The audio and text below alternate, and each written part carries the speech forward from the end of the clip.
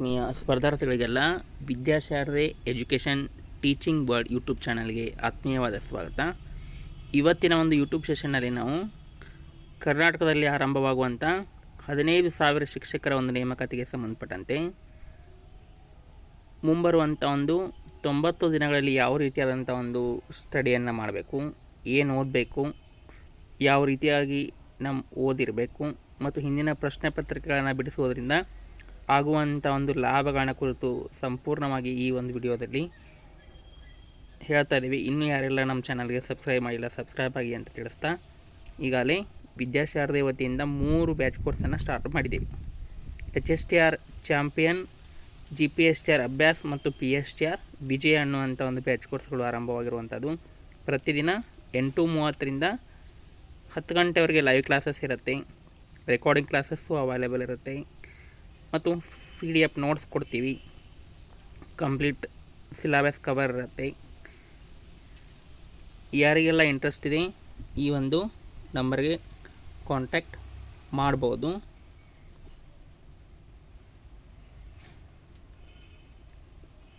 (9380850076) ಈ ನಂಬರ್ಗೆ ಕಾಂಟ್ಯಾಕ್ಟ್ ಮಾಡಿ ಒಂದು ಆನ್ಲೈನ್ ಬ್ಯಾಚ್ ಕೋರ್ಸ್ಗೆ ಜಾಯ್ನ್ ಆಗ್ಬೋದು. ಈ ನಂಬರ್ಗೆ ನೀವು ಕಾಂಟ್ಯಾಕ್ಟ್ ಮಾಡ್ಬೋದು 9380850076. ಈಗಾಗಲೇ ಬ್ಯಾಚ್ ಕೋರ್ಸ್ ಪ್ರಾರಂಭ ಆಗಿರುವಂಥದ್ದು. 6 ಮಂತ್ಗೆ 6 ತಿಂಗಳಿಗೆ ನಿಮಗೆ 1000 ರೂಪೀಸ್ ಆನ್ಲೈನ್ ಫೀಸ್ ಇರುತ್ತೆ. ಒಂದೇ ಬ್ಯಾಚ್ ಕೋರ್ಸಿಗೆ ಜಾಯ್ನ್ ಆದರೂ ಸಹಿತ 3 ಬ್ಯಾಚ್ ಕೋರ್ಸ್ನ ನೀವು ಕ್ಲಾಸಸ್ಗಳನ್ನು ಕೇಳ್ಬೋದು ಮತ್ತು ಅನ್ಲಿಮಿಟೆಡ್ ಕ್ವಿಜ್ಗಳನ್ನು ಸಹಿತ ಅಟೆಂಡ್ ಮಾಡ್ಬೋದು. ನೋಟ್ಸನ್ನು ಸಹಿತ ಕೊಡ್ತೀವಿ. ಇನ್ನು ಕರ್ನಾಟಕದಲ್ಲಿ ನೇಮಕಾತಿ ಆಗ್ತಿರುವಂಥ ಒಟ್ಟು ಶಿಕ್ಷಕರ ಸಂಖ್ಯೆ ಎಷ್ಟು ಕಾಲ್ಫಾರ್ಮ್ ಆಗ್ಬೋದು ಅನ್ನುವಂಥದ್ದು ಭಾಳಷ್ಟು ಜನರಿಗೆ ಒಂದು ಕನ್ಫ್ಯೂಷನ್ ಇರುವಂಥದ್ದು. ಶಿಕ್ಷಣ ಇಲಾಖೆಯು ಸಹಿತ ಈ ಒಂದು ನಿಟ್ಟಿನಲ್ಲಿ ಶೀಘ್ರದಲ್ಲೇ ಒಂದು ಅಧಿಸೂಚನೆಯನ್ನು ಹೊರಡಿಸುವಂಥ ಸಾಧ್ಯತೆ ಇದ್ದು, ಬಲ್ಲ ಮಾಹಿತಿಗಳ ಪ್ರಕಾರ ಒಟ್ಟು 6,000ಕ್ಕಿಂತ ಜಾಸ್ತಿ HSTR ಹುದ್ದೆಗಳನ್ನು ಕಲ್ಯಾಣ ಕರ್ನಾಟಕ ಮತ್ತು ನಾನ್ ಕಲ್ಯಾಣ ಕರ್ನಾಟಕದಲ್ಲಿ 6,000ಕ್ಕಿಂತ ಜಾಸ್ತಿ ಪೋಸ್ಟ್ಗಳನ್ನು ಕಾಲ್ಫಾರ್ಮ್ ಮಾಡುವಂಥ ಸಾಧ್ಯತೆ ಇರುವಂಥದ್ದು. ಈಗಾಗಲೇ ಎಲ್ಲರಿಗೂ ಗೊತ್ತಿರುವಂತೆ ಸರ್ಕಾರ KPS ಸ್ಕೂಲ್ಗಳಿಗೆ, KPS ಕರ್ನಾಟಕ ಪಬ್ಲಿಕ್ ಸ್ಕೂಲ್ಗಳಿಗೆ ಜಾಸ್ತಿ ಒಂದು ಒತ್ತನ್ನು ಕೊಡ್ತಾ ಇರುವಂಥದ್ದು. ಅಲ್ಲಿ ಒಂದೇ KPS ಸ್ಕೂಲಲ್ಲಿ 1ನೇ ತರಗತಿಯಿಂದ 12ನೇ ತರಗತಿವರೆಗೂ ಸಹಿತ ಮಗು ಶಿಕ್ಷಣವನ್ನು ಮುಗಿಸಲಿ ಅನ್ನುವಂಥ ಉದ್ದೇಶದಿಂದ KPS ಶಾಲೆಗಳನ್ನು ತೆರೆದಿರುವಂಥದ್ದು. ಈಗಾಗಲೇ 2,000ಕ್ಕಿಂತ ಹೆಚ್ಚು KPS ಶಾಲೆಗಳಿದ್ದು, ಈ ವರ್ಷ ಮತ್ತೆ 1000 KPS ಶಾಲೆಗಳನ್ನು ಆರಂಭ ಮಾಡ್ತಾಯಿದೆ. ಅದಕ್ಕಾಗಿ HSTR ಶಿಕ್ಷಕರು ಅಂದರೆ ಪ್ರೌಢಶಾಲಾ ಶಿಕ್ಷಕರಿಗೆ ಜಾಸ್ತಿ ಒಂದು ಒತ್ತನ್ನು ಕೊಡ್ತಾ ಇರೋದರಿಂದ HK ಮತ್ತು ನಾನ್ HKಯಲ್ಲಿ 6,000ಕ್ಕಿಂತ ಜಾಸ್ತಿ ಹುದ್ದೆಗಳಿರುವಂಥದ್ದು.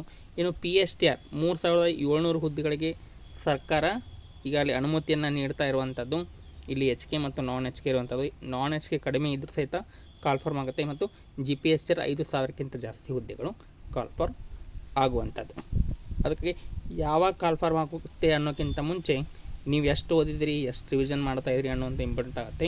ಅದಕ್ಕಾಗಿ ನೀವು 3 ಎಕ್ಸಾಮ್ಗೆ ನೀವು ಸ್ಟಡಿ ಮಾಡ್ಬೋದು ಕ್ವಾಲಿಫೈ ಇದ್ದರೆ. ಅಥವಾ ನೀವು PSTR ಅಷ್ಟೇ ಕ್ವಾಲಿಫೈ ಇದ್ದರೆ PSTR ಓದ್ಕೊಳ್ಳಿ, GPSTR ಓದ್ಕೊಳ್ಳಿ. ಇನ್ನು ಅಧಿಸೂಚನೆ ಯಾವಾಗ ಆಗುತ್ತೆ ಮತ್ತು ನಿಮ್ಮ ಸ್ಟಡಿ ಪ್ಲ್ಯಾನ್ ಯಾವ ರೀತಿ ಇರಬೇಕು, ಹೇಗೆ ಓದಬೇಕು ಅನ್ನುವಂಥದ್ದನ್ನು ನಾವು ನೋಡಬೇಕಾದ್ರೆ ಜೂನ್ ತಿಂಗಳಲ್ಲಿ ಜೂನ್ 1st ವೀಕ್ ಅಥವಾ 2nd ವೀಕ್ ಅನ್ನೋದ್ರೊಳಗೆ ಏನಾಗುತ್ತೆ ಅಂದರೆ ಒಂದು ಕಾಲ್ಫಾರ್ಮ್ ಆಗುತ್ತೆ. ಕಾಲ್ಫಾರ್ಮ್ ಮಾಡ್ತಾರೆ, ಕಂಪಲ್ಸರಿ ಕಾಲ್ಫಾರ್ಮ್ ಆಗುತ್ತೆ. ಅದರ ನಿಟ್ಟಿನಲ್ಲಿ ಸರ್ಕಾರ ಸಾಕಷ್ಟು ಕೆಲಸಗಳನ್ನು ಮಾಡ್ತಾ ಇರುವಂಥದ್ದು. ಇನ್ನು ಜೂನ್ ತಿಂಗಳಲ್ಲಿ ಕಾಲ್ಫಾರ್ಮ್ ಆದರೆ ಕಂಪ್ಲೀಟ್ ಜೂನ್ 1 ತಿಂಗಳು ಅಪ್ಲಿಕೇಶನ್ ಹಾಕಲಿಕ್ಕೆ ಟೈಮ್ ಕೊಡ್ತಾರೆ.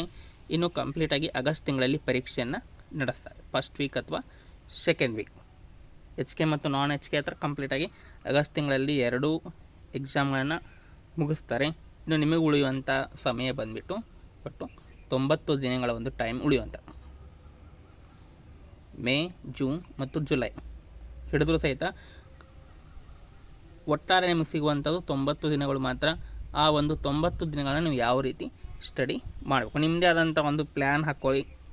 ಯಾವ ದಿನ ಏನು ಓದಬೇಕು, ಎಷ್ಟು ಓದಬೇಕು, ಎಷ್ಟು ಗಂಟೆ ಓದಬೇಕು, ರಿವಿಷನ್ ಯಾವ ರೀತಿ ಮಾಡಬೇಕು, ಪ್ರಶ್ನೆ ಪತ್ರಿಕೆಗಳನ್ನ ಯಾವ ರೀತಿ ಬಿಡಿಸಬೇಕು, ಈಗಾಗಲೇ ಓದಿರುವಂಥ ವಿಷಯವನ್ನೇ ಪದೇ ಪದೇ ಓದೋ ಬದಲು ಹೊಸ ವಿಷಯ ನೀವು ಯಾವುದು ಓದಿಲ್ಲ, ಯಾವುದು ಗೊತ್ತಿಲ್ಲ, ಈ ಜಾಗ್ರಫಿ ಆಗಿರ್ಬೋದು, ಬಿಸ್ನೆಸ್ ಸ್ಟಡಿ ಆಗಿರ್ಬೋದು, ಎಕನಾಮಿಕ್ಸ್ ಆಗಿರ್ಬೋದು, ಯಾವುದೆಲ್ಲ ನಿಮಗೆ ಬರಲ್ಲ ಅದ್ರ ಕಡೆ ಜಾಸ್ತಿ ಒತ್ತು ಕೊಡಿ. ಗೊತ್ತಿರುವಂಥ ವಿಷಯನೇ ಪದೇ ಪದೇ ಓದಿ ಟೈಮ್ ವೇಸ್ಟ್ ಮಾಡೋಕ್ಕಿಂತ ಯಾವುದನ್ನು ಓದಿಲ್ಲ, ಯಾವುದು ಕವರ್ ಮಾಡಿಲ್ಲ ಅದನ್ನು ಮಾರ್ಕ್ ಮಾಡ್ಕೊಳ್ಳಿ. ಡೈಲಿ ಒಂದೇ ವಿಷಯವನ್ನು ಓದೋ ಬದಲು ವಿಷಯಗಳನ್ನು ಬದಲಿಸ್ತಿರಬೇಕು. ಯಾಕಂದರೆ ಒಂದೇ ವಿಷಯ ಅಂದರೆ ಬೋರ್ ಆಗಿಬಿಡತ್ತೆ. ಅದಕ್ಕಾಗಿ ವಿಷಯವನ್ನು ಬದಲಿಸಿ ಎಷ್ಟು ಓದಿದ್ದೀವಿ ಎಷ್ಟಿಲ್ಲ ಅದನ್ನು ಮಾರ್ಕ್ ಮಾಡಿಕೊಂಡು ಓದಿರುವಂಥ ವಿಷಯಗಳನ್ನ ಪದೇ ಪದೇ ರಿವಿಷನ್ ಮಾಡುವಂಥದ್ದು ಸಹಿತ ಇಂಪಾರ್ಟೆಂಟ್ ಆಗುತ್ತೆ. ಅದಕ್ಕಾಗಿ ಅಧಿಸೂಚನೆ ಆಗುತ್ತೆ ನೀವು ಅದರ ಬಗ್ಗೆ ತಲೆ ಕೆಡಿಸ್ಕೋಬೇಡಿ. ನಿಮ್ಮ ಓದು ಯಾವಾಗಲೂ ನಿರಂತರ ಆಗಿರಲಿ. ಇನ್ನು ಎಕ್ಸಾಮ್ ಪ್ಯಾಟ್ರನ್ ಗೊತ್ತಿರಬೇಕು ನಿಮಗೆ. ಎಕ್ಸಾಮ್ ಪ್ಯಾಟ್ರನ್ ಬಂದುಬಿಟ್ಟು 3 ಎಕ್ಸಾಮದು ಪ್ಯಾಟ್ರನ್ ಬೇರೆ ಇರುವಂಥದ್ದು. PSTR, GPSTR ಮತ್ತು HSTR 3 ಎಕ್ಸಾಮ್ ಪ್ಯಾಟ್ರನ್ಗಳು ಬೇರೆ ಬೇರೆಯೇ ಆಗಿರುವಂಥದ್ದು. ಅದರಲ್ಲಿ PSTR ಬಂದುಬಿಟ್ಟು PSTR 2015 ನಂತರ ಕಾಲ್ಫಾರ್ಮ್ ಆಗಿಲ್ಲ. HSTR ಸಹಿತ 2015 ನಂತರ ಕಾಲ್ಫಾರ್ಮ್ ಆಗಿಲ್ಲ. PSTR ಬಂದುಬಿಟ್ಟು 150 ಮಾರ್ಕ್ಸ್ಗಳಿಗೆ 150 ಮಾರ್ಕ್ಸ್. 150 ಮಾರ್ಕ್ಸ್ಗೆ ಒಂದೇ ಪೇಪರ್ ಇರುತ್ತೆ. ಅದರಲ್ಲಿ ಎಲ್ಲ ಸಬ್ಜೆಕ್ಟ್ಗಳನ್ನು ಕವರ್ ಮಾಡ್ತಾರೆ. ಕನ್ನಡ ಆಗಿರ್ಬೋದು, ಇಂಗ್ಲೀಷು, ಸೈಕಾಲಜಿ, ಸಮಾಜ, ವಿಜ್ಞಾನ, ಆಮೇಲೆ ಕಂಪ್ಯೂಟರು, ಇಂಗ್ಲೀಷ್ ಎಲ್ಲ ಕವರ್ ಆಗಿರುತ್ತೆ. ಅದಕ್ಕಾಗಿ ನೀವು ಒಂದೇ ಪೇಪರ್ ಇದ್ದರೂ ಸಹಿತ ಎಲ್ಲವನ್ನು ಸಹಿತ ಕವರ್ ಮಾಡ್ಕೊಂಡು ಅದರಲ್ಲಿ ಈ ಬಾರಿ ನಿಮಗೆ ಅದರಲ್ಲಿ ಮೌಲ್ಯ ಶಿಕ್ಷಣ ಮತ್ತು ಆರೋಗ್ಯ ಶಿಕ್ಷಣವನ್ನು ಸಹಿತ ಆ್ಯಡ್ ಮಾಡ್ಬೋದು. 2015 ಇರಲಿಲ್ಲ, ಈ ಬಾರಿ ಕಂಪಲ್ಸರಿ ಅದರಲ್ಲಿ ನೀತಿ ಶಿಕ್ಷಣ, ಮೌಲ್ಯ ಶಿಕ್ಷಣ ಮತ್ತು ಆರೋಗ್ಯ ಶಿಕ್ಷಣವನ್ನು ಕಂಪಲ್ಸರಿ ಆ್ಯಡ್ ಮಾಡ್ಬೋದು. ಅದಕ್ಕಾಗಿ ಅದರ ಕಡೆಯೂ ಸಹಿತ ನಿಮ್ಮದು ಗಮನ ಇರಲಿ ಅಂತ ಹೇಳ್ತಾ ನೆಕ್ಸ್ಟ್ ಬಂದುಬಿಟ್ಟು GPSTR ನೋಡಿರಿ. GPSTR ಬಂದುಬಿಟ್ಟು ನಿಮಗೆ 3 ಪೇಪರ್ಸ್ ಇರುತ್ತೆ. 3 ಪೇಪರ್ಸ್. ಸಮಾಜ ಶಿಕ್ಷಕರಿಗೆ ಸಮಾಜ ಮತ್ತು ಗಣಿತ ಮತ್ತು ವಿಜ್ಞಾನ. ಸಮಾಜ, ಗಣಿತ ಮತ್ತು ವಿಜ್ಞಾನ ಶಿಕ್ಷಕರಿಗೆ 3 ಪೇಪರ್ಸ್ ಇರುತ್ತೆ. ಪೇಪರ್ 1 ಬಂದುಬಿಟ್ಟು 150 ಮಾರ್ಕ್ಸ್. 150 ಮಾರ್ಕ್ಸದ್ದು MCQ ಮಾಡೆಲ್ ಇರುತ್ತೆ ಪೇಪರ್ 1. ಆಮೇಲೆ ಪೇಪರ್ 2 ಬಂದುಬಿಟ್ಟು ನಿಮಗೆ 150 ಮಾರ್ಕ್ಸ್ ರಿಟರ್ನ್ ಎಕ್ಸಾಮ್ ಇರುತ್ತೆ. ಅದರಲ್ಲಿ 50 MCQ ಇದ್ದರೆ 100 ರಿಟರ್ನ್ ಎಕ್ಸಾಮ್ ಇರುತ್ತೆ. ಸಮಾಜ ವಿಜ್ಞಾನ ಶಿಕ್ಷಕರಿಗೆ ಕಂಪ್ಲೀಟಾಗಿ 100 ಮಾರ್ಕ್ಸಿನ ರಿಟರ್ನ್ ಎಕ್ಸಾಮ್ ಬರುತ್ತೆ. ಗಣಿತ ವಿಜ್ಞಾನದವ್ರಿಗೆ 50 ಗಣಿತ, 50 ವಿಜ್ಞಾನ ಇರುತ್ತೆ, 50 MCQ ಇರುತ್ತೆ. ಇನ್ನು ಥರ್ಡ್ ಪೇಪರ್ ಬಂದುಬಿಟ್ಟು 100 ಮಾರ್ಕ್ಸ್ ಕಂಪಲ್ಸರಿ ರಿಟರ್ನ್ ಎಕ್ಸಾಮ್ ಇರುತ್ತೆ. ಕನ್ನಡ ಭಾಷಾ ಸಾಮರ್ಥ್ಯ, ಅದು ನಿಮ್ಮ ಭಾಷಾ ಸಾಮರ್ಥ್ಯವನ್ನು ಚೆಕ್ ಮಾಡುವಂಥದ್ದು. ಒಟ್ಟಾರೆ 400 ಅಂಕಗಳಿಗೆ ಅತಿ ಹೆಚ್ಚು 400 ಅಂಕಗಳಿಗೆ 310, 320ಕ್ಕಿಂತ ಯಾರು ಜಾಸ್ತಿ ಅಂಕಗಳನ್ನು ತಗೋತಾರೆ ಇವರು ಸೆಲೆಕ್ಷನ್ ಲಿಸ್ಟಲ್ಲಿ ಇರ್ತಾರೆ. ಯಾಕಂದರೆ ಈಗಾಗಲೇ ಗೊತ್ತಿರುವಂತೆ ನಿಮಗೆ ಬ್ಯಾಕ್ ಸ್ಕೋರನ್ನು ರಿಮೂವ್ ಮಾಡಿರುವಂಥದ್ದು 90+10 ಇರುವಂಥದ್ದು. 90ಯಲ್ಲಿ 20 TET, 70 CET, 10% ಬ್ಯಾಕ್ ಸ್ಕೋರ್ ಕೇವಲ. ಇದರಲ್ಲಿ 2% B.Ed, 8% ಡಿಗ್ರಿ. ಅದಕ್ಕಾಗಿ CET ಯಾರು ಚೆನ್ನಾಗಿ ಮಾಡ್ತಾರೆ ಅವರು ಕಂಪಲ್ಸರಿಯಾಗಿ ಸೆಲೆಕ್ಷನ್ ಲಿಸ್ಟಲ್ಲಿ ಇರ್ತಾರೆ. ನೀವು ಯಾವ್ಯಾವ ಎಕ್ಸಾಮಿಗೆ ಕ್ವಾಲಿಫೈ ಇದ್ದರೆ ಅವೆಲ್ಲ ಓದ್ಕೊಳ್ಳಿ. PSTR ಇದ್ದರೆ PSTR, GPSTR ಇದ್ದರೆ GPSTR ಮತ್ತು HSTR ಇದ್ದರೆ HSTR 3ಕ್ಕೂ ಸಹಿತ ನೀವು ಓದ್ಬೋದು. 3 ಎಕ್ಸಾಮು ಸಹಿತ ಅಟೆಂಡ್ ಮಾಡ್ಬೋದು. ಇನ್ನು 90 ದಿನಗಳಿಗೆ ಯಾವ ರೀತಿ ಟೈಮ್ ಟೇಬಲನ್ನು ಹಾಕ್ಕೋಬೇಕು, ನಿಮ್ಮದೇ ಆದಂಥ ಒಂದು ಶೆಡ್ಯೂಲ್ ಇರಬೇಕು. ಆ ಶೆಡ್ಯೂಲ್ ಪ್ರಕಾರ ಏನು ಮಾಡಬೇಕು ಅಂದರೆ ನೀವು ಸ್ಟಡಿಯನ್ನು ಮಾಡಬೇಕು. ನೋಡಿ, 3 ಎಕ್ಸಾಮಲ್ಲಿ ನೀವು ಯಾವ ಪರೀಕ್ಷೆಗೆ ಓದಬೇಕು ಅನ್ನುವಂಥದ್ದು ಮೊದಲೇ ನಿರ್ಧಾರ ಮಾಡ್ಕೋಬೇಕು. GPSTR ಓದ್ತಾರೆ GPSTR, PSTR ಐತೆ ಅದು, ಅಥವಾ HSTR ಓದ್ತಾರೆ HSTR, ಯಾವುದಕ್ಕೆ ಓದಬೇಕು ಅನ್ನೋದು ಮೊದಲೇ ನಿರ್ಧಾರ ಮಾಡ್ಕೊ. ಈಗ 3 ಎಕ್ಸಾಮ್ಗೆ ಸ್ಟಡಿ ಮಾಡಿ ಕಾಲ್ಫಾರ್ಮ್ ಆದ ನಂತರ ಯಾವ ಸೀಟು ಎಷ್ಟು ಮತ್ತು ನಿಮಗೆ ಎಷ್ಟು ಅದರಲ್ಲಿ ಅಪ್ಲೈ ಹಾಕವು ಅನ್ನುವಂಥ ನಿರ್ಧಾರ ಆದ ನಂತರ ಒಂದೇ ಎಕ್ಸಾಮ್ಗೆ ಕಾನ್ಸಂಟ್ರೇಷನ್ ಮಾಡುವಂಥದ್ದು ತುಂಬ ಇಂಪಾರ್ಟೆಂಟ್. 3 ಎಕ್ಸಾಮ್ ಕಾನ್ಸಂಟ್ರೇಷನ್ ಮಾಡ್ತಾ ಯಾವುದನ್ನು ಸಹಿತ ಕ್ಲಿಯರ್ ಮಾಡದೇ ಇರ್ಬೋದು. ಅದಕ್ಕಾಗಿ ಒಂದಕ್ಕೆ ನೀವು ಸ್ಟಿಕ್ ಆನ್ ಆದರೆ ಅಂತಂದರೆ ಅದನ್ನೇ ನೀವು ಚೆನ್ನಾಗಿ ಸ್ಟಡಿ ಮಾಡ್ಬೋದು. ಇನ್ನು ಇಲಾಖೆ ನೀಡಿರುವಂಥ ಒಂದು ಸಿಲಾಬಸ್ಸನ್ನು ಈಗಲೇ 2022 ಅಲ್ಲಿ ಬಿಟ್ಟಿರುವಂಥ GPSTR ಸಿಲಾಬಸ್ ಇರುವಂಥದ್ದು ಅದು ಬಹುಶಃ ಚೇಂಜ್ ಆಗಲಿಕ್ಕಿಲ್ಲ. ಅದನ್ನು ಓದ್ಕೋರಿ. ಟೈಮ್ ಟೇಬಲನ್ನು ಇದನ್ನು ತೊಗೋರಿ, ಸಿಲಾಬಸ್ ತೊಗೋರಿ, ಫ್ರೆಂಡ್ ತೊಗೋರಿ. ಆಮೇಲೆ ಈ HSTR ಮತ್ತು PSTR ಸಂಬಂಧಪಟ್ಟಂತೆ ನೆಕ್ಸ್ಟು ಕಾಲ್ಫಾರ್ಮ್ ಆದ ನಂತರ ನಿಮಗೆ ಸಿಲಾಬಸ್ ಸಿಗುತ್ತೆ. HSTR ಪ್ರೀವಿಯಸ್ ಸಿಲಾಬಸ್ ಸಿಗುತ್ತೆ, ಆದರೂ ಸಹಿತ ಅದು ಈ ಬಾರಿ ಚೇಂಜ್ ಮಾಡ್ಬೋದು. ಇನ್ನು ಇಲಾಖೆ ನೀಡಿರುವಂಥ ಒಂದು ರೆಫರೆನ್ಸ್ ಬುಕ್ಸ್ ನೋಡಿರಿ, ಇಲಾಖೆ ನೀಡಿರುವಂಥ ರೆಫರೆನ್ಸ್ ಬುಕ್ಸದ ಲಿಸ್ಟ್ ಇರುತ್ತೆ. ಆ ಲಿಸ್ಟಲ್ಲಿರುವಂಥ ಬುಕ್ಸ್ ನಿಮಗೆ ಸಿಕ್ಕರೆ ತೊಗೋಬೋದು. ಅದರಿಂದನೇ ಗ್ಯಾರಂಟಿ ಕ್ವಶನ್ಸ್ ಬರ್ತಾವೆ ಅಂತೇನಿಲ್ಲ. ಆದರೂ ರೆಫರೆನ್ಸ್ ಅಂದಾಗ ನಾಳೆ ಏನಾದರೂ ಕ್ವಶನ್ಸ್ ರಾಂಗ್ ಆಯಿತು ಅಂದರೆ ನೀವು ಅದಕ್ಕೆ ಅಬ್ಜೆಕ್ಷನ್ನ ಫೈಲ್ ಮಾಡಲಿಕ್ಕೆ ಯೂಸ್ ಆಗುತ್ತೆ. ಕೆಲವೊಂದಿಷ್ಟು ರೆಫರೆನ್ಸ್ ಬುಕ್ಸು ಸಿಗತ್ತೆ, ವಾಮದೇವಪ್ಪ ಆಗಿರ್ಬೋದು, ಆಮೇಲೆ ಕನ್ನಡ ಸಾಹಿತ್ಯ ಪರಿಷತ್ತು ಒಂದು ವ್ಯಾಕರಣ ಬುಕ್ಕು, ಸಾಹಿತ್ಯ ಚರಿತ್ರೆ ಕೆಲವೊಂದಿಷ್ಟು ಸಿಗ್ತವೆ. ಅವುಗಳನ್ನ ನೀವು ಖರೀದಿ ಮಾಡ್ಬೋದು. ಇನ್ನು ನೆಕ್ಸ್ಟ್ ಬಂತು, ಯಾವುದೇ ಎಕ್ಸಾಮಲ್ಲಿ ನಾವು ದೃಢವಾದಂಥ ಒಂದು ನಿರ್ಧಾರದೊಂದಿಗೆ ಮುನ್ನುಗ್ಗಬೇಕು. ನಮ್ಮದೇ ಆದಂಥ ಒಂದು ದೃಢ ನಿರ್ಧಾರ ಇರಬೇಕು. ಈ ಎಕ್ಸಾಮನ್ನು ನಾನು ಪಾಸ್ ಮಾಡೇ ಮಾಡ್ತೀನಿ ಅನ್ನುವಂಥದ್ದು. ಮತ್ತು ಎಷ್ಟೋ ಜನ ಕೇಳ್ತಾರೋ ದಿನಕ್ಕೆ ಎಷ್ಟು ಗಂಟೆ ಓದಬೇಕು, 8 ಗಂಟೆ ಓದಬೇಕು, 10 ಗಂಟೆ ಓದಬೇಕು, 5 ಗಂಟೆ ಓದಬೇಕು ಅಂತಿಕೊಂಡ. ಕೆಲವೊಂದಿಷ್ಟು ಜನ ಹೌಸ್ ವೈಫ್ ಇರ್ತಾರೆ, ಕೆಲವೊಂದಿಷ್ಟು ಜನ ಬೇರೆ ಬೇರೆ ಕಡೆ ಕೆಲಸಕ್ಕೆ ಹೋಗ್ತಿರ್ತಾರೆ, ಪಾರ್ಟ್ ಟೈಮ್ ಆಗಿ ಜಾಬ್ ಮಾಡ್ತಿರ್ತಾರೆ, ಗೆಸ್ಟ್ ಟೀಚರ್ ಆಗಿರ್ತಾರೆ, ಅಥವಾ ಪ್ರೈವೇಟ್ ಸ್ಕೂಲ್ಗಳಲ್ಲಿ ಕೆಲಸ ಮಾಡ್ತಿರ್ತಾರೆ. ಅವರೆಲ್ಲ ಯಾವ ರೀತಿ ಟೈಮನ್ನು ಸೇವ್ ಮಾಡಬೇಕು, ಎಷ್ಟು ಗಂಟೆ ಓದಬೇಕು ಅನ್ನುವಂಥದ್ಕಿಂತ ನೀವು ಆರಂಭದಲ್ಲಿ ಏನು ಮಾಡಬೇಕು ಅಂದರೆ ದಿನಕ್ಕೆ ನೀವು 3 ಗಂಟೆ ಓದ್ರಿ ಅಥವಾ 2 ಗಂಟೆ ಓದ್ರಿ ಅಥವಾ 1 ಗಂಟೆ ನಿಮಗೆ ಬಿಟ್ಟಿರುವಂಥದ್ದು. ಆದ್ರೆ ನೀವು ಓದಿರುವಂಥದ್ರಲ್ಲಿ ಎಷ್ಟು ಜ್ಞಾಪಕ ಐತಿ, ಎಷ್ಟು ಅರ್ಥ ಮಾಡ್ಕೊಂಡು ಓದಿರಿ ಅನ್ನೋದು ಇಂಪಾರ್ಟೆಂಟ್. ಅದಕ್ಕೆ ಆರಂಭದಲ್ಲಿ DSRT ಅಂದರೆ ನಮ್ಮ ಸ್ಟೇಟ್ ಬೋರ್ಡಿಂದು 6ರಿಂದ 12ನೇ ತರಗತಿ 6 to 12ದ್ದು ಟೆಕ್ಸ್ಟ್ ಬುಕ್ಗಳನ್ನು ಸ್ಟಡಿ ಮಾಡಿರಿ. ಸೈನ್ಸು, ಕನ್ನಡ ಮತ್ತು ಸೋಷಿಯಲ್ ಸೈನ್ಸು. ನಿಮ್ಮ ಹತ್ರ ಏನಾದರೂ ಟೆಕ್ಸ್ಟ್ ಬುಕ್ ಇಲ್ಲ ಅಂತಂದ್ರೆ ಆ ಟೆಕ್ಸ್ಟ್ ಬುಕ್ಕನ್ನೇ ರೆಫರ್ ಮಾಡಿ ಬರೆದಿರುವಂಥ ಬುಕ್ಸ್. ಯಾಕಂದರೆ ಗೌರ್ಮೆಂಟ್ ಸ್ಕೂಲಲ್ಲಿ ಮಾತ್ರ ಈಗ ಟೆಕ್ಸ್ಟ್ ಬುಕ್ ಸಿಗ್ತಾ ಇರುವಂಥದ್ದು, ಪ್ರೈವೇಟ್ ಸ್ಕೂಲಲ್ಲಿ ಸಿಗಲ್ಲ. ಪ್ರೈವೇಟ್ ಸ್ಕೂಲಲ್ಲಿ ಸಿಗ್ತವೆ, ಆದರೆ ಮಾರ್ಕೆಟಲ್ಲಿ ಸಿಗಲ್ಲ. ಅದಕ್ಕಾಗಿ ನೀವು ಬುಕ್ಸ್ ಇಲ್ಲ ಅಂತಂದ್ರೂ ಸಹಿತ ಇದನ್ನೇ ಬುಕ್ ರೆಫರ್ ಮಾಡಿ ಬರೆದಿರುವಂಥ ಈ ಸೋಷಿಯಲ್ ಸೈನ್ಸ್ ಅವ್ರಿಗೆ ಹುಸೇನಪ್ಪ ನಾಯಕ್ ಅವ್ರ ಬುಕ್ ಇರುವಂಥದ್ದು. ಅದೇ ರೀತಿ ಸೈನ್ಸ್ ಅವ್ರಿಗೆ ಈ 4G ಸೈನ್ಸು, ಆಮೇಲೆ ವೆಂಕಟರಮಣ ಸ್ವಾಮಿ ಅವ್ರದ್ದು ಮತ್ತು ಡೈಸ್ ಪಬ್ಲಿಕೇಶನ್ದು ಬುಕ್ಸ್ಗಳು ಅವೈಲೇಬಲ್ ಇರುವಂಥದ್ದು. ಅವುಗಳನ್ನ ತೊಗೊಳ್ಳಿ. ಇದನ್ನು ಓದಿದ ನಂತರ DSRT NCERT ಬುಕ್ಸ್ಗಳನ್ನ ಓದಿದ ನಂತರ ನೀವು ಚೆನ್ನಾಗಿರುವಂಥ ಒಂದು ಲೇಖಕರ ಬುಕ್ಸ್ಗಳನ್ನ ಓದಬೇಕು. ಆಥರ್ ಬುಕ್ಸನ್ನು ಸಹಿತ ಓದಬೇಕು. ರಿಟರ್ನ್ ಎಕ್ಸಾಮ್ ಕ್ವಶನ್ಸು ಆಥರ್ ಬುಕ್ಸಿಂದನೇ ಬರುವಂಥದ್ದು. ನೆಕ್ಸ್ಟ್ ಹಿಂದಿನ ಪ್ರಶ್ನೆ ಪತ್ರಿಕೆಗಳ ಸಂಗ್ರಹವನ್ನು ಮಾಡುವಂಥದ್ದು.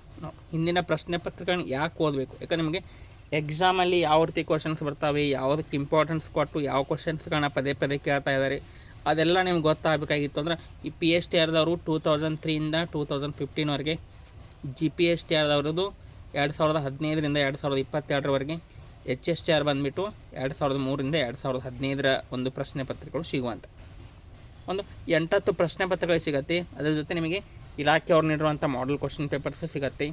ಅವುಗಳನ್ನು ಕಲೆಕ್ಟ್ ಮಾಡ್ಕೋರಿ. ಇವೆಲ್ಲ ಒಂದು ಕ್ವಶನ್ ಪೇಪರ್ ನಿಮ್ಮ ಹತ್ರ ಇರಲೇಬೇಕು. ನೀವು ಓದ್ತಾ ಇದ್ದೀರಿ ಅಂತಂದ್ರೆ ಯಾವುದೇ ಸಬ್ಜೆಕ್ಟ್ ಓದಿ ಆ ಒಂದು ಸಿಲಾಬಸ್ ಮೇಲೆ ಯಾವ ರೀತಿ ಕ್ವಶನ್ಸ್ ಬಂದಾವು ಅನ್ನೋಂಥ ನೀವು ಮಾರ್ಕ್ ಮಾಡ್ಕೊಂಡು ಓದಬೇಕು. ಮುಂದೆ ಯಾವ ರೀತಿ ಬರ್ತಾವೆ ಅನ್ನೋಂಥ ನಿಮಗೆ ಗೊತ್ತಾಗುತ್ತೆ. ಅದಕ್ಕಾಗಿ ಈ ಒಂದು ಕ್ವಶನ್ ಪೇಪರ್ ನಿಮ್ಮ ಹತ್ರ ಇರಬೇಕು. ಈ ಕ್ವಶನ್ ಪೇಪರ್ ನಿಮ್ಮ ಹತ್ರ ಇಲ್ಲ ಅಂತಂದ್ರೆ ಕ್ವಶನ್ ಪೇಪರ್ಸ್ಗಳನ್ನೇ PYQಗಳನ್ನೇ ಒಂದು ಸಾಲ್ವ್ ಮಾಡಿರುವಂಥ, ಎಕ್ಸ್ಪ್ಲೇನ್ ಕೊಟ್ಟಿರುವಂಥ ಬುಕ್ಸು ಸಿಗತ್ತೆ. ಆ ಬುಕ್ಸು ಸಹಿತ ನೀವು ಖರೀದಿ ಮಾಡ್ಬೋದು. ಈ ಸಂಜೀವ್ ರಾಯ್ಕರ್ ಆಗಿರ್ಬೋದು ಅಥವಾ ಲಕ್ಷ್ಮಣ್ ಗಡೇಕರ್ ಆಗಿರ್ಬೋದು, ಅವ್ರ ಬುಕ್ಸ್ಗಳನ್ನ ನೀವು ಖರೀದಿ ಮಾಡ್ಬೋದು. ಅದರಿಂದ ನಿಮಗೆ ಹೆಲ್ಪ್ ಆಗುವಂಥದ್ದು ಅಂದ್ರೆ ಒಂದೇ ಕಡೆ ನಿಮಗೆ ಪ್ರಶ್ನೆ ಪತ್ರಿಕೆಗಳು ಸಿಕ್ಬಿಡ್ತಾವೆ. ನೀವೇ ಓನಾಗಿ ಸಾಲ್ವ್ ಮಾಡ್ಬೋದು ಅಥವಾ ಅವ್ರು ಸಾಲ್ವ್ ಮಾಡಿರುವಂಥದ್ದನ್ನೇ ಸ್ಟಡಿ ಮಾಡ್ಬೋದು. ಇನ್ನು ನೀವು ಯಾವಾಗಲೂ ಸಹಿತ ಈ ಹಾರ್ಡ್ ಸ್ಟಡಿ, ಎಷ್ಟೋ ಜನ ನಾನು 8 ಗಂಟೆ ಓದ್ತೀನಿ, 10 ಗಂಟೆ ಓದ್ತೀನಿ ಹತ್ತಿಕೊಂಡ ಟೈಮ್ ಟೇಬಲ್ ಹಾಕ್ಕೊಂಡು ಓದ್ತಿರ್ತಾರೆ. ಎಷ್ಟೇ ನೀವು ಹಾರ್ಡ್ ಸ್ಟಡಿ ಮಾಡಬೇಡಿ, ಆದರೆ ಸ್ಮಾರ್ಟ್ ಸ್ಟಡಿಯನ್ನು ಮಾಡಿ. ದಿನಕ್ಕೆ ಎಷ್ಟು ಗಂಟೆ ಓದಬೇಕು ಅನ್ನುವಂಥದ್ದು ಮುಖ್ಯ ಅಲ್ಲ, ಆದರೆ ಆ ಓದಿರೋದ್ರಲ್ಲಿ ನೀವು ಎಷ್ಟನ್ನು ನೀವು ನೆನಪಿಟ್ಕೊಂಡರಿ, ಎಷ್ಟು ನೆನಪು ಉಳಿದೈತಿ, ಆಮೇಲೆ ಎಷ್ಟು ಅರ್ಥ ಮಾಡ್ಕೊಂಡು ಓದಿರಿ. ನೀವು ಓದಿರೋವಂಥ ವಿಷಯವನ್ನು ನೀವು ಬುಕ್ ಮುಚ್ಚೆ ಕಣ್ಣು ಮುಚ್ಚೆ ಅದನ್ನ ನೆನಪು ಮಾಡ್ಕೊಂಡು ಹೇಳಬೇಕು ಅಥವಾ ಅದನ್ನ ರಿಟರ್ನಲ್ಲಿ ಬರಿಬೇಕು. ಯಾಕಂದ್ರೆ GPSTಲ್ಲಿ ರಿಟರ್ನ್ ಎಕ್ಸಾಮ್ ಇರುವಂಥದ್ದು.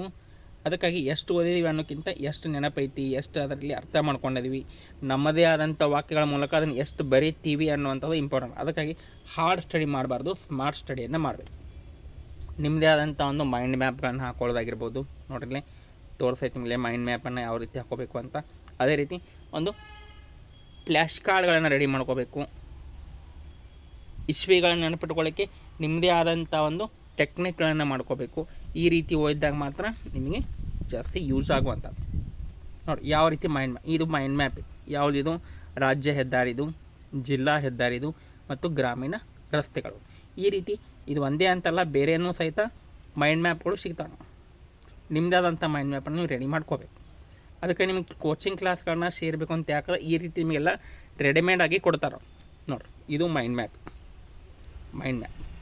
ಹಿಂಗೆ ಎಲ್ಲ ಸಬ್ಜೆಕ್ಟು ನಿಮ್ಗೆ ಮೈಂಡ್ ಮ್ಯಾಪ್ಗಳನ್ನ ಕೊಡ್ತಾರೆ. ನಿಮಗೆ ಸೈಕಾಲಜಿ ಟಫ್ ಆಗುತ್ತಾ, ಈ ರೀತಿ ಸೈಕಾಲಜಿ ಒಂದು ಮೈಂಡ್ ಮ್ಯಾಪ್ಗಳನ್ನ ರೆಡಿ ಮಾಡಿ ಕೊಡ್ತಾರೆ. ಮತ್ತು ಆನ್ಲೈನ್ ಟೆಸ್ಟ್ಗಳನ್ನ ಅನ್ಲಿಮಿಟೆಡಾಗಿ ಅಟೆಂಡ್ ಮಾಡ್ಬೋದು. ಮುಗಿದಿರುವಂಥ ಚಾಪ್ಟರ್ಗಳ ಟೆಸ್ಟ್ಗಳನ್ನ ಸಹಿತ ನೀವು ಅಟೆಂಡ್ ಮಾಡ್ಬೋದು. ಅದಕ್ಕಾಗಿ ಯಾವ ರೀತಿ ಓದಬೇಕು, ಯಾವ ರೀತಿ ಓದಬಾರ್ದು ಅನ್ನುವಂಥದ್ದು ಸಹಿತ ಇಂಪಾರ್ಟೆಂಟ್. ನೋಡಿ, ಓದಿರೋದನ್ನೇ ನಾವು ಯಾವಾಗಲೂ ಪದೇ ಪದೇ ಓದುವಂಥ ಚಟ ಇರ್ತೈತಿ, ಅದನ್ನು ಮಾಡಬಾರ್ದು. ಒಮ್ಮೆ ಓದಿರೋದನ್ನು ಕಂಪ್ಲೀಟಾಗಿ ಬಿಟ್ಬಿಡಬಾರ್ದು. ಕೆಲವು ದಿನಗಳ ನಂತರ ಅದನ್ನು ಏನು ಮಾಡಬೇಕು ಅಂದರೆ ರಿವಿಷನ್ ಮಾಡಬೇಕು. ಕಷ್ಟ ಎನಿಸುವಂಥ ಒಂದು ವಿಷಯಗಳನ್ನ ಅರ್ಥ ಮಾಡ್ಕೊಳ್ಳಿಕ್ಕೆ ನಾವು ಮೈಂಡ್ ಮ್ಯಾಪ್ಗಳನ್ನು, ಫ್ಲ್ಯಾಶ್ ಕಾರ್ಡ್ಸ್ಗಳನ್ನ ಜಾಸ್ತಿ ಯೂಸ್ ಮಾಡಿ ಸ್ಟಡಿಯನ್ನು ಮಾಡಬೇಕು. ಇನ್ನು ರೀಡ್, ರಿವ್ಯೂ ಮತ್ತು ರಿವಿಷನ್. ನೋಡಿ, ರೀಡ್, ರಿವ್ಯೂಷನ್ ಅಂತಂದ್ರೆ ಓದ್ಕೋರಿ, ಅದನ್ನು ರಿವ್ಯೂ ಮಾಡಿರಿ ಮತ್ತು ಅದನ್ನು ಜಾಸ್ತಿ ರಿವಿಷನ್ ಮಾಡಿರಿ. ನಿಮ್ಮದೇ ಆದಂಥ ಒಂದು ರೀಡಿಂಗ್ ಟೆಕ್ನಿಕ್ಸ್ಗಳನ್ನ ಫಾಲೋ ಮಾಡಿ. ಅಂದರೆ ರೀಡಿಂಗ್ನಲ್ಲಿ ಭಾಳಷ್ಟು ನಮೂನೆ ಬರ್ತಾವೆ. ಸ್ಲೋ ರೀಡಿಂಗ್ ಬರ್ತೈತಿ, ಆಮೇಲೆ ಗಟ್ಟಿ ಓದು ಸೈಲೆಂಟ್ ರೀಡಿಂಗು, ವೇಗವರ್ಧಿತ ಓದು ಬರುತ್ತೆ, ಆಮೇಲೆ ಇಂಟೆನ್ಸಿವ್, ಎಕ್ಸ್ಟೆನ್ಸಿವ್ ರೀಡಿಂಗು, ಸಾಕಷ್ಟು ಪ್ರಕಾರ ಬರ್ತವೆ. ಆ ಟೆಕ್ನಿಕ್ಗಳನ್ನ ಯೂಸ್ ಮಾಡ್ಕೊಂಡು ಹೋದ್ರಿ. ನಿಮ್ಮದೇ ಆದಂಥ ನೋಟ್ಸ್ಗಳನ್ನ ಮಾಡ್ಕೊಡ್ರಿ. ಆಮೇಲೆ ಹಿಂದಿನ ಪ್ರಶ್ನೆ ಪತ್ರಿಕೆಗಳನ್ನು ನೋಡಿ ಆ ಒಂದು ಚಾಪ್ಟರ್ ಮೇಲೆ ಯಾವ ರೀತಿ ಪ್ರಶ್ನೆಗಳು ಬಂದಾವ ಅಂತ ನೋಡ್ಕೊಂಡು ಏನು ಮಾಡ್ತಾ ಇರಬೇಕು, ನೀವು ಸ್ಟಡಿಯನ್ನು ಮಾಡ್ತೀರಿ. ಇನ್ನು ಇಂಪಾರ್ಟೆನ್ಸ್ ಆಫ್ PYQ. ನೋಡಿ, ಹಿಂದಿನ ಪ್ರಶ್ನೆ ಪತ್ರಿಕೆ ಯಾಕೆ ಇಂಪಾರ್ಟೆನ್ಸ್ ಹಾಕೋ ಅಂದರೆ ಸ್ಪರ್ಧಾತ್ಮಕ ಪರೀಕ್ಷೆಯಲ್ಲಿ ನೀವು ಯಾವುದೇ ಒಬ್ಬ ಯಶಸ್ವಿ ಅಭ್ಯರ್ಥಿಯನ್ನು ತೆಗೆದುಕೊಡ್ರಿ, ಅಥವಾ ಲಾಸ್ಟ್ ಟೈಮ್ ಎಕ್ಸಾಮ್ ಬರೋದು ಕ್ಲಿಯರ್ ಮಾಡಿರುವಂಥ ಅಭ್ಯರ್ಥಿಯನ್ನು ತೆಗೆದುಕೊಡ್ರಿ, ಅಥವಾ ಅವ್ರಿಗೆ ಭೇಟಿಯಾಗ್ರಿ. ಅವ್ರು ಮೊದಲು ಹೇಳುವಂಥದ್ದು ಏನು ಅಂದ್ರೆ ಒಂದು ಪ್ರಶ್ನೆ ಪತ್ರಿಕೆಗಳ ಬಗ್ಗೆ ಹೇಳ್ತಾರೆ. ಪ್ರೀವಿಯಸ್ ಇಯರ್ ಕ್ವಶನ್ ಪೇಪರ್ಸ್ಗಳನ್ನ ನಾವು ಯಾವ ರೀತಿ ಬಿಡಿಸ್ಬೇಕು, ಯಾವುದೇ ಅಧ್ಯಾಯ ಓದಿದ ನಂತರ ಹಿಂದಿನ ಪ್ರಶ್ನೆ ಪತ್ರಿಕೆಗಳನ್ನ ನಾವು ಬಿಡಿಸ್ಬೇಕು. ಆ ಚಾಪ್ಟರ್ ಮೇಲೆ ಯಾವ ರೀತಿ ಕ್ವಶನ್ಸ್ ಬಂದಾಗ ಗೊತ್ತಾಗ್ತದೆ. ಮತ್ತು ಈಗಾಗಲೇ ಡಿಪಾರ್ಟ್ಮೆಂಟ್ ಬಿಟ್ಟಿರುವಂಥ ಈ ಮಕ್ಕಳಿಗೆ ಯೂಸ್ ಆಗಲಿ ಅಂತಕೊಂಡು LBA ಲೆಸನ್ ಬೇಸ್ಡ್ ಅಸೆಸ್ಮೆಂಟ್ ಅಂದರೆ ಕ್ವಶನ್ಗಳನ್ನು ಬಿಟ್ಟಾರ ಚಾಪ್ಟರ್ ವೈಸ್, ಅದನ್ನು ಯೂಸ್ ಮಾಡ್ಕೋಬೋದು. ಆಮೇಲೆ ಕ್ವಿಕ್ ರಿವಿಷನ್ ನೋಟ್ಸ್ ಮಾಡ್ಕೊಳ್ಳಿ. ನೋಡಿ, ಲಾಸ್ಟ್ ಮೂಮೆಂಟಲ್ಲಿ ಎಕ್ಸಾಮ್ ಇನ್ನೊಂದು ವಾರ ಐತಿ, 15 ದಿನ ಐತಿ ಅಂದಾಗ ಯಾವುದೇ ಹೊಸ ವಿಷಯವನ್ನು ಓದಲಿಕ್ಕೆ ಆಗಂಗಿಲ್ಲ. ಆವಾಗ ನೀವಾಗೇ ಮಾಡ್ಕೊಂಡಿರುವಂಥ ಒಂದು ಸಿಂಪಲ್ ನೋಟ್ಸ್, ಕ್ವಿಕ್ ರಿವಿಷನ್ ನೋಟ್ಸ್ಗಳನ್ನ ನೀವು ಓದ್ಬೋದು. ಅದಕ್ಕಾಗಿ ಎಲ್ಲ ಒಂದು ಟೆಕ್ನಿಕ್ಗಳನ್ನ ಫಾಲೋ ಮಾಡಿ ನೀವು ಏನು ಮಾಡ್ಬೋದು ಅಂತಂದ್ರೆ ಎಕ್ಸಾಮನ್ನು ಕ್ಲಿಯರ್ ಮಾಡ್ಕೋಬೋದು. ಅದಕ್ಕಾಗಿ ಇವತ್ತು ಹೇಳಿರುವಂಥ ಒಂದು ವಿಷಯಗಳ ನೆನಪಿಟ್ಟುಕೊರಿ. ನೀವು ಇದೇ ರೀತಿ ಸ್ಟಡಿಯನ್ನು ಮಾಡಿದರೆ ಒಂದು ಯಶಸ್ಸನ್ನು ಗಳಿಸ್ಬೋದು ಅಂತ ಹೇಳ್ತಾ, ಇನ್ನೂ ಯಾರೆಲ್ಲ ನಮ್ಮ ಚಾನಲ್ಗೆ ಸಬ್ಸ್ಕ್ರೈಬ್ ಮಾಡಿಲ್ಲ, ಸಬ್ಸ್ಕ್ರೈಬ್ ಮಾಡಿ. ಮತ್ತು ಹೆಚ್ಚಿನ ವಿಡಿಯೋಗಳು ನಿಮಗೆ ಬರ್ತಾವೆ ಎಕ್ಸಾಮ್ ಅನ್ನೋವರೆಗೂ. ಮತ್ತು ಆನ್ಲೈನ್ ಬ್ಯಾಚ್ ಕೋರ್ಸ್ಗೆ, ಈ ಒಂದು ಆನ್ಲೈನ್ ಬ್ಯಾಚ್ ಕೋರ್ಸಲ್ಲಿ ಯಾವುದೇ ಒಂದು ಬ್ಯಾಚ್ ಕೋರ್ಸ್ ಸೇರಿದರೂ ಸಹಿತ ನೀವು ಅಷ್ಟು ಬ್ಯಾಚ್ ಕೋರ್ಸ್ನ ಕ್ಲಾಸಸ್ಗಳನ್ನ ಕೇಳ್ಬೋದು. ಆನ್ಲೈನ್ ಫೀಸ್ ಬಂದುಬಿಟ್ಟು 1000 ರೂಪೀಸ್ ಇರುತ್ತೆ. ಒಂದು ಹೆಚ್ಚಿನ ಒಂದು ಮಾಹಿತಿಗಾಗಿ ನೀವು ಈ ನಂಬರ್ಗೆ ಕಾಂಟ್ಯಾಕ್ಟ್ ಮಾಡ್ಬೋದು. 9380850076. ಎಲ್ಲರಿಗೂ ಧನ್ಯವಾದಗಳು.